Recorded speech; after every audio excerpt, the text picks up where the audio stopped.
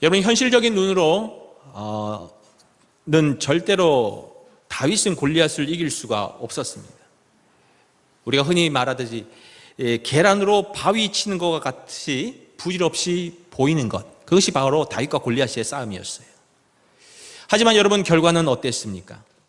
그 약하고 약한 계란이 바위를 부수는 기적이 일어났던 것이죠. 도저히 일어날 수 없는 기적들이 일어난 것입니다. 여러분, 그것이 어떻게 해서 가능했을까요? 그것은 바로 하나님이 다윗과 함께 하셨기 때문입니다. 특히 다윗이 자신보다도 훨씬 크고 더 힘이 센 골리앗 앞에 당당히 두려워 떨지 않고 용기로 맞섰기에, 자신감으로 골리앗을 향하여 달려갔기에 그를 쓰러뜨릴 수 있었던 것이죠. 여러분, 다시 말씀드리지만 하나님은 우리 앞에 있는 문제, 우리 앞에 있는 두려움보다도 훨씬 크시며 그 모든 것을 이기시는 분이심을 믿을 수 있기를 바랍니다. 그러므로 여러분, 기억하십시오. 계란으로도 바위를 부술 수 있다. 누가 함께 하시면? 하나님이 함께 하시면, 우리가 하나님의 손에 붙잡히기만 하면 우리는 그 모든 것을 이길 수 있고 그 모든 것이 가능함을 다시 한번 믿는 성도들이 되실 수 있기를 바랍니다. 이처럼 다윗은 골리앗을 이겼습니다. 그리고 여러분들이 잘 알다시피 다윗은 이후에 승승장구하며 결국은 이스라엘의 최고의 지도자의 어떤 왕에까지 이르게 된 것이죠. 여러분, 이렇게 될 수 있었던, 그가 이렇게 될 수 있었던 그 이유에 대해서 사도행전 13장 21절에서 22절은 이렇게 말하고 있습니다. 하나님이 베냐민 지파 사람 기스의 아들 사울을 40년간 주셨다가 패하시고 다윗을 왕으로 세우시고 증거하여 가라사대, 내가 이새의 아들 다윗을 만나니 내 마음에 합한 사람이라, 내 뜻을 다 이루게 하리라. 아멘. 무슨 말입니까? 즉, 한 집안의 목당으로 살았던 다윗이 왕이 될 수 있었던 그 궁극적인 이유는 그가 하나님의 마음에 합한 자가 되었기 때문에. 하나님의 마음에 합한 자. 여러분, 마음에 합하다는 뜻은 뭘까요? 그것은 마음에 들었다라는 뜻입니다. 즉, 하나님의 마음에 다윗이 들었다는 거예요. 하나님의 마음에 들었던 사람이 바로 다윗이었다는 것입니다.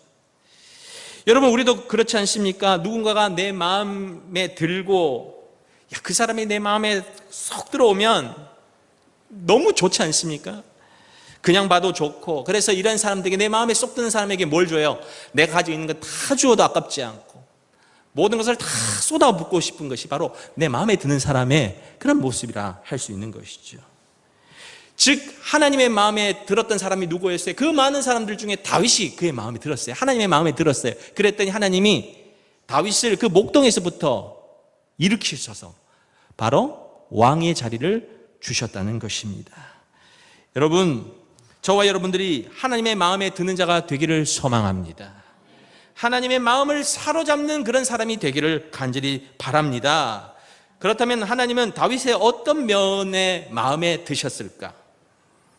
여러 가지가 있을 거예요. 여러분이 성경 읽어보셨으면 알겠지만 다윗의 여러 가지 행적을 통해서 하나님의 마음에 들게 했던 그런 여러 가지 요인들이 있을 텐데, 그 중에 중요한 것이 무엇이냐?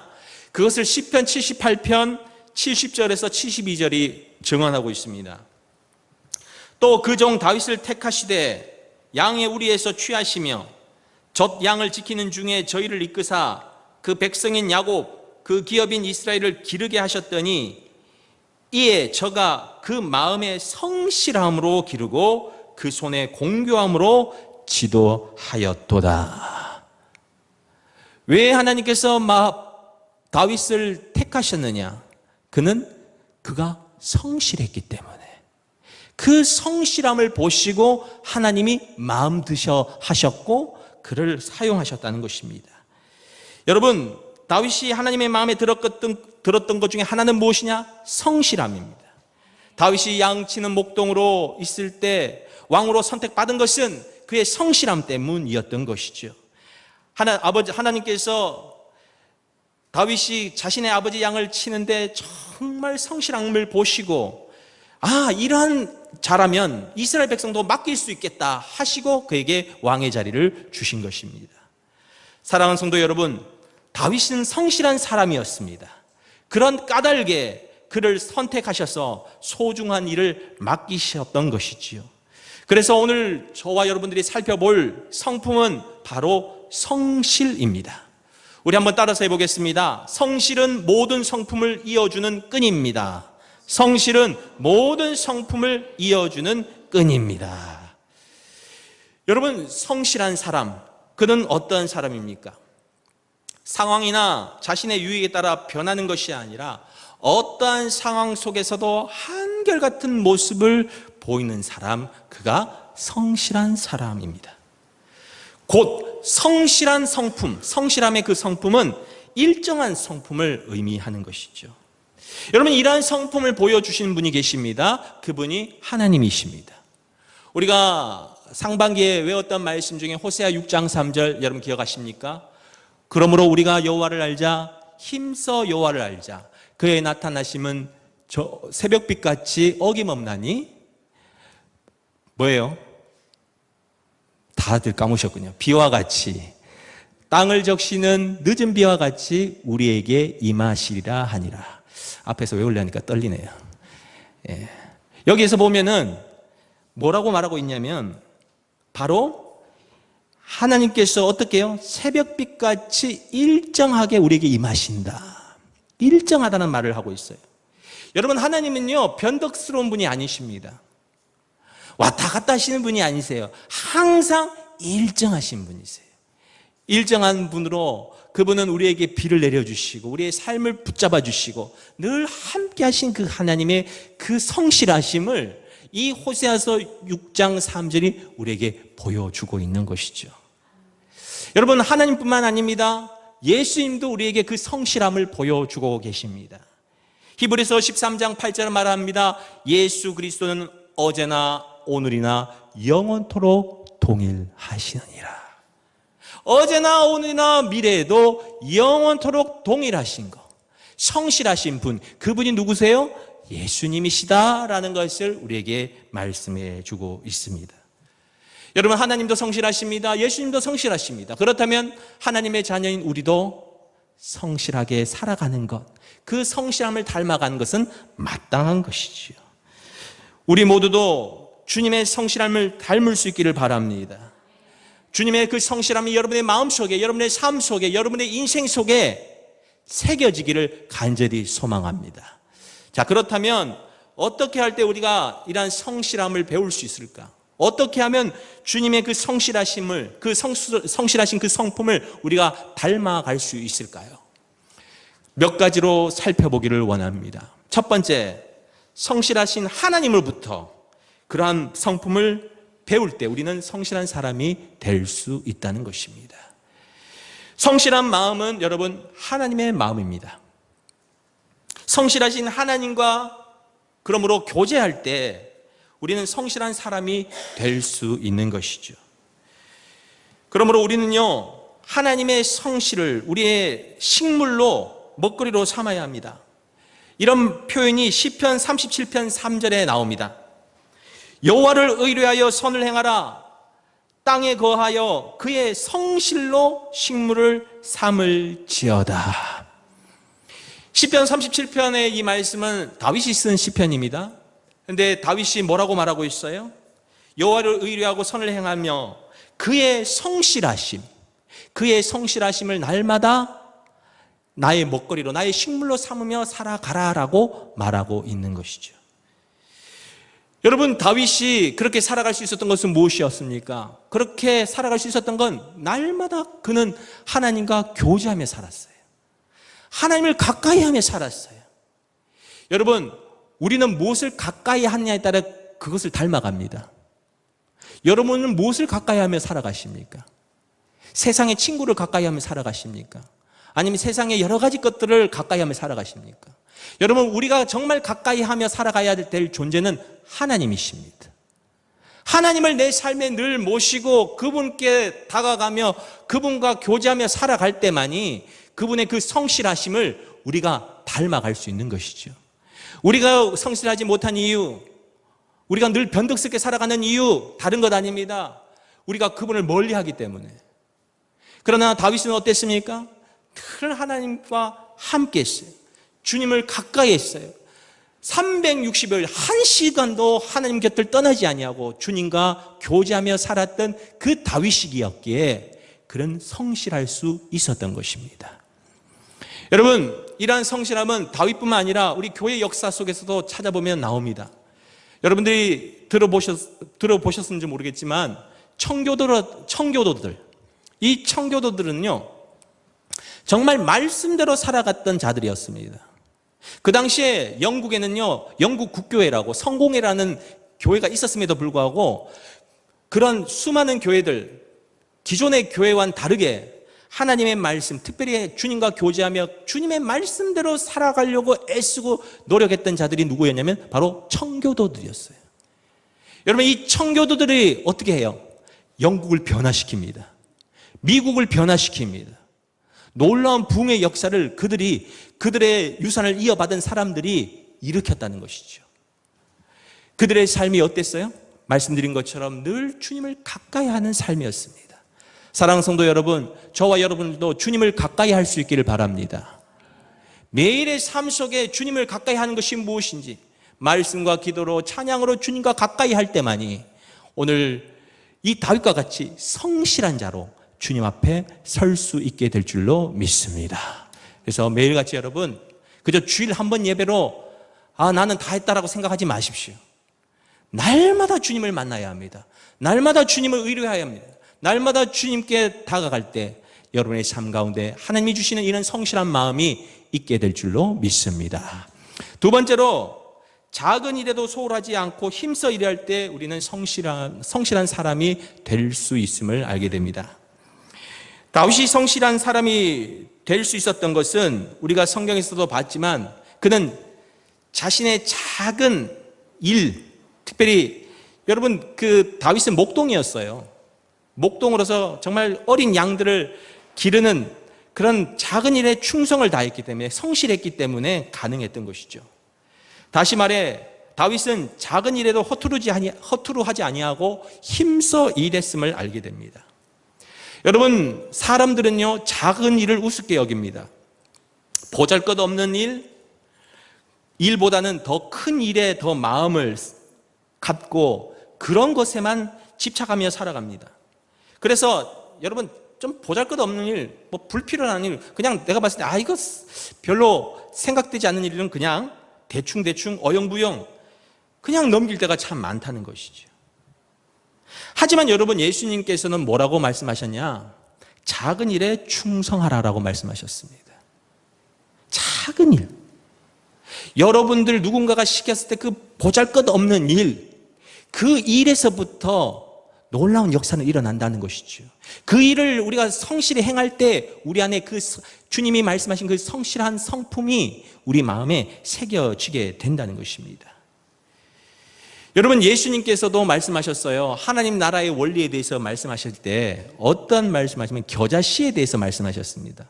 여러분, 겨자씨 보셨습니까? 겨자씨는요 정말 작은 씨입니다. 볼펜을 이렇게 찍어 놓은 것 같이 정말 작은 씨인데 예수님께서 그런 말씀하셔요. 이 겨자씨는 다른 모든 씨들보다 작지만 그것을 밭에 정성껏 심었을 때, 작지만 소홀히 하지 아니하고 그것을 정성껏 심었을 때 어떻게 됐다고요? 그것이 커서 나중에는 큰 나무가 되고 그 나무에 새들이 깃들 정도로 크게 되었다라고 말씀하지 않습니까? 그러기에 여러분, 우리는 작은 일을 소홀히 하지 아니하고 내가 맡은 작은 일에도 최선을 다하는, 성실하게 그 일을 감당하는 자가 되어야 될 줄로 믿습니다. 그래서 여러분, 세상 속에서도요 그런 작은 일을 잘하는 사람이 성공하게 되어 있어요. 여러분, 우리는 모두가 탁월한 사람이 되기를 원합니다. 세상 가운데 성공하기를 원하고 세상 가운데도 멋진 삶을 살아가기를 원합니다. 그런데 이런 멋진 삶의 시작은 어디서부터냐? 자금에서부터, 작은 것에서부터 시작이 된다는 것을 결코 잊어서는 안 된다는 것이에요. 여러분, 가품과 명품의 차이가 뭡니까? 가품과 명품은요, 큰 것의 차이가 있는 것이 아니에요. 작은 것의 차이가 있습니다.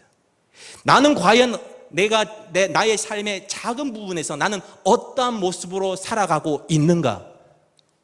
그냥 대충대충 어영부영하고 살아가는가? 아니면 그것을 소중히 여기고 알차게 성실하게 살아가고 있는가?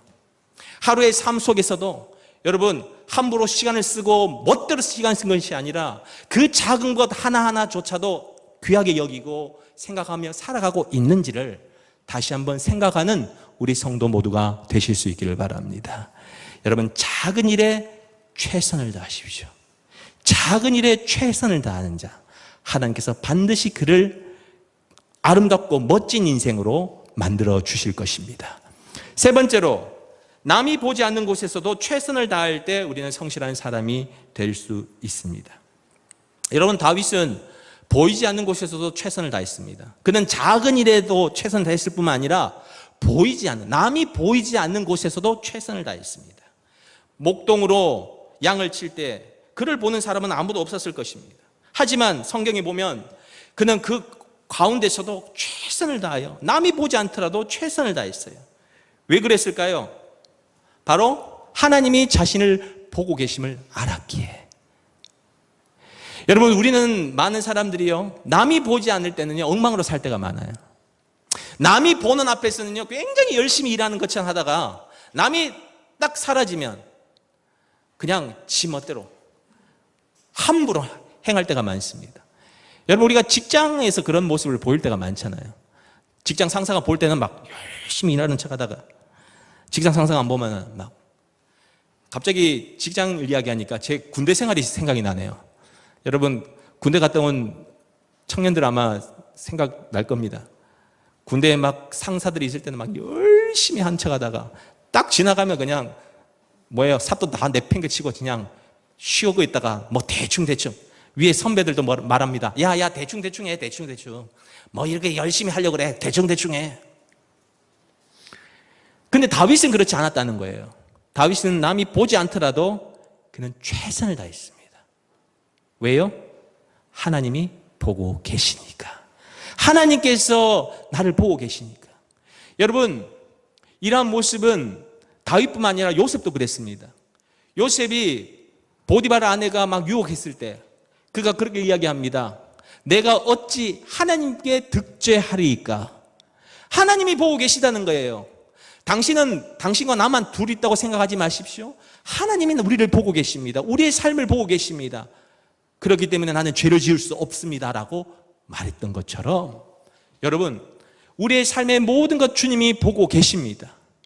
그러므로 우리는요, 어떠한 상황 속에서도 남이 보지 않는 곳에서도 최선을 다할 수 있어야 된다는 것이죠. 바울 사도는 골로새 교인들에게 성실함에 대해서 이렇게 권면합니다.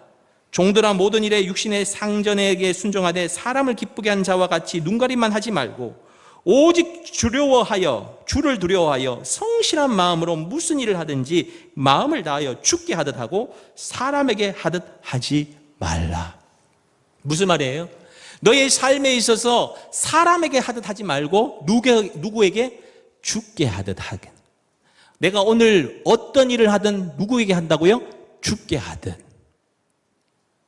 살아계신 하나님께 하듯 그 일을 할 때, 여러분, 우리 모두가 주님의 이 성실함을 닮아가게 될 줄로 믿습니다. 여러분, 오늘 이 말씀을 여러분들의 삶에 적용시키십시오. 오늘 이 말씀 들으면서 또 이런 분이 계세요. 그래, 걔가 그렇게 좀 성실하게 살아야 되는데 영 마음에 안 들어. 여러분, 아니에요.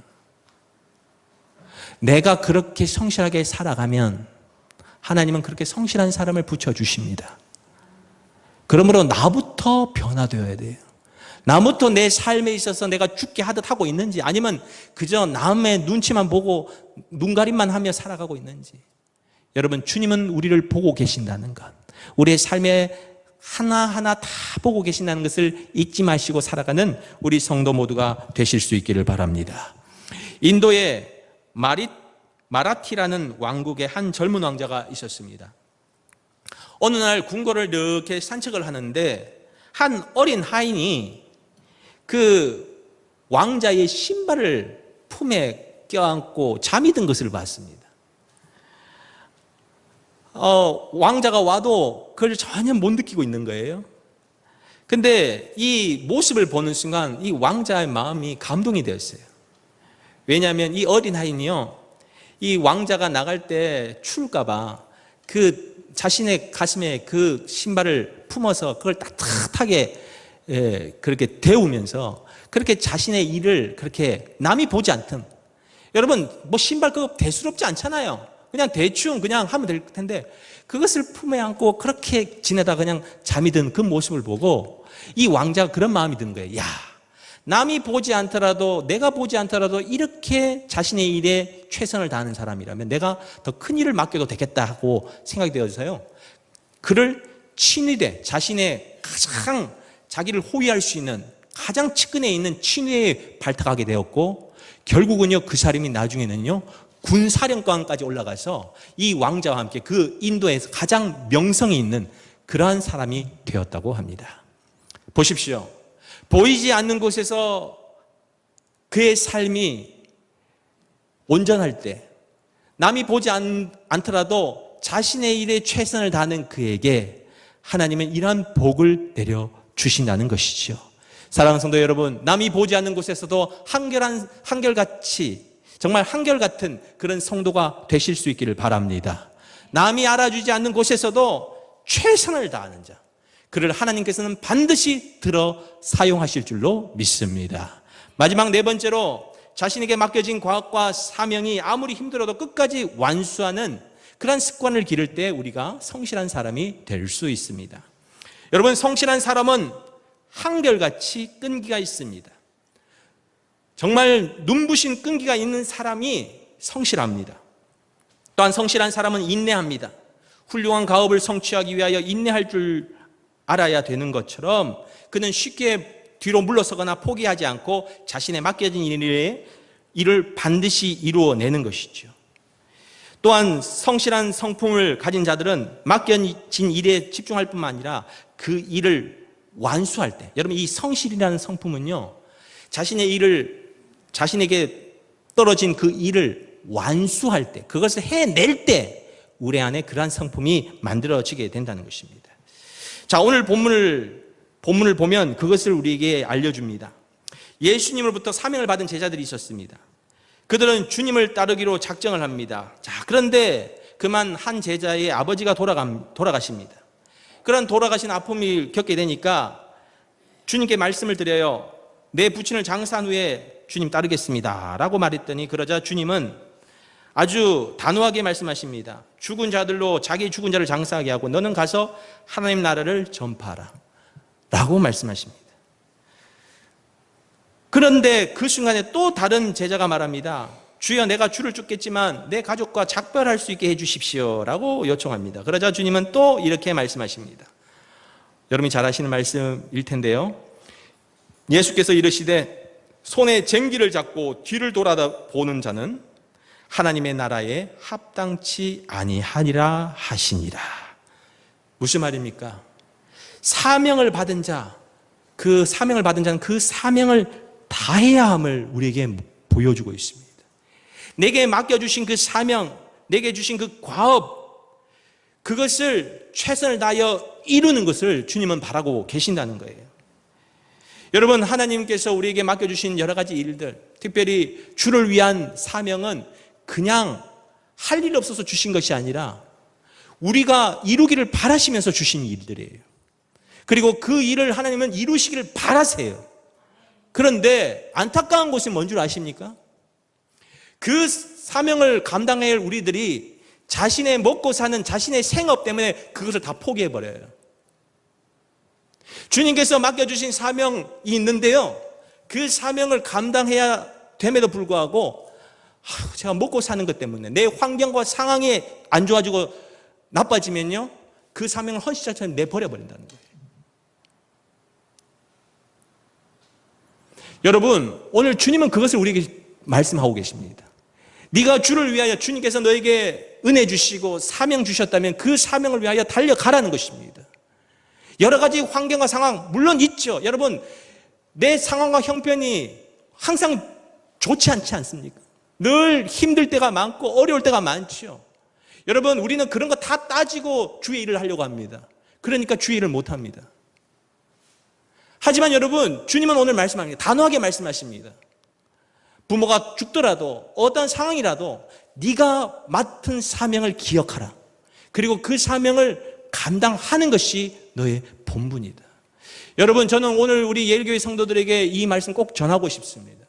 여러분, 여러분에게 맡겨준 사명, 올 초에 또한 여러분에게 맡겨준 이 일들, 여러분 감당하는 자가 되실 수 있기를 바랍니다. 어떤 자는 기도의 자리, 어떤 자는 전도의 자리, 어떤 자는 여러 가지의 사명의 자리에 우리를 불러주셨어요. 이제 반년이 지나고 시간이 흐르면서 우리는 이것을 흐지부지 해버립니다. 내가 하는 일 때문에 좀 나중에 미뤘다가 할게요. 오늘 주님이 뭐라고 말씀하세요? 쟁기를 잡은 자는 뒤로 보지 않고 늘 앞만 보고 향해 가야 된다는 거예요. 여러 가지 상황 따지고 그런 것 형편 따지고 해서는 하나님의 일을 이룰 수 없다. 그 일을 이루기 위해서는 그런 것을 모든 것을 다 끊어버리고 나아가라는 것입니다. 그럴 때 하나님께서 어떻게 하신다? 하나님의 놀라운 역사가 그 가운데 일어남을 우리에게 말해주고 있는 것이죠.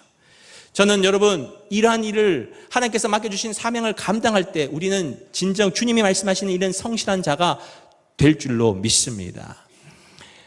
제가 이러한 오늘 말씀을 전하면서 생각나는 우리 지체가 있어요. 우리 청년들입니다. 우리 청년들이 올해 연초부터 찬양으로 섬기기를 본인 스스로들이 작정하고 결단하고 했어요. 그런데 지금까지 해오는 모습을 보면서 참 기특하다는 생각이 들었어요. 여러분, 우리가 살다 보면 좀 힘들면 목사님 없던 걸 해주세요 하고 다 해버릴 수 있을 텐데, 그래도 소수의 사람이 모이더라도 그 자리를 지켜요. 그리고 찬양을 드려요. 근데 여러분 아십니까? 우리 청년들이 찬양하는 모습에 은혜 받는 것이 아니라 그 자리에 있는 것에 은혜 받아요. 여러분에게 맡겨준 사명이 무엇입니까? 하나님께서 여러분에게 주신 그 마음의 그 감동이 무엇이었습니까? 여러분 그거 다 잊어버리셨습니까? 내가 올 초에는 내가 이거 주님 앞에서 하나님 하기로 결단했는데 이제는 다 물거품처럼. 그럼 여러분 어떻게 보세요? 매일같이 그렇게 흩어져 버리고 또 연초되면 또 결단하고 또 흩어져 버리고 결단하고 흩어져 버리고. 과연 여러분 안에 하나님이 말씀하시는 그런 성실함이 우리에게 맺혀지고 있습니까? 힘들어도 여러분 감당하셔야 돼요. 내 삶이 힘들다고 해서 내팽개치는 것이 아니라 오히려 그럴 때일수록 주님을 더욱더 찬양하고 주님을 더욱더 생각하며 주님의 뜻을 따라 쫓아갈 때만이 여러분 우리는 탁월한 인생을 살아가게 될 줄로 믿습니다. 여러분 하나님은요 여러분들을 탁월한 인생으로 만들기를 원하십니다. 이 탁월한 인생은 성실함에서부터 시작이 됩니다.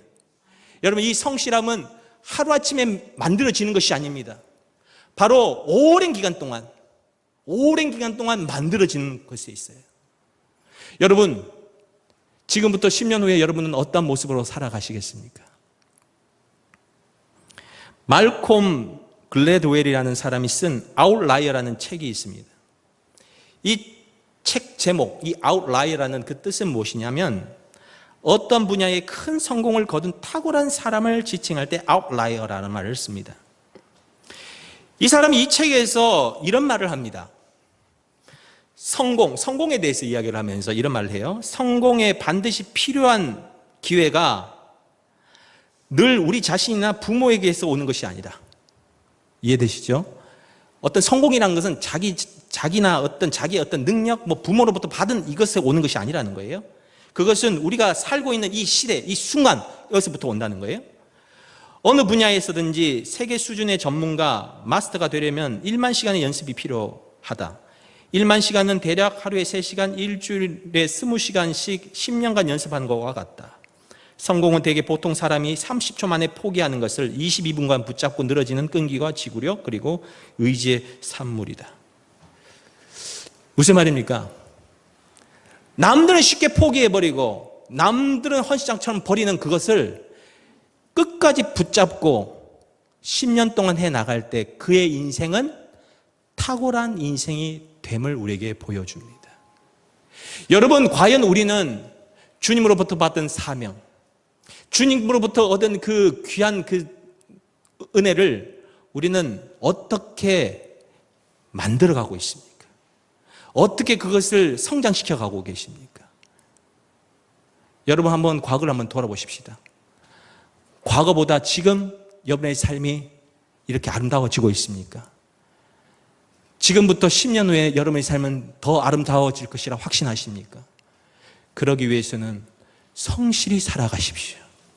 하나님의 뜻을 쫓아 상황에 휩싸여서 상황에 따라 이리저리 흔들리는 존재가 아니라 꿋꿋하게 그 일을 감당하고 주님께서 맡겨주신 일을 하나 둘씩 해결해 나갈 때 그는 탁월한 인생, 다윗과 같은 인생이 될 줄로 믿습니다. 저는 우리 예일 가족들이 그렇게 되기를 원합니다. 10년 후에 지금보다 더 탁월한 모습으로 하나님께 영광 돌리고 정말 성실함으로 하나님의 마음에 드는 사랑하는 성도 모두가 되시기를 주님의 이름으로 축원드립니다. 기도하겠습니다.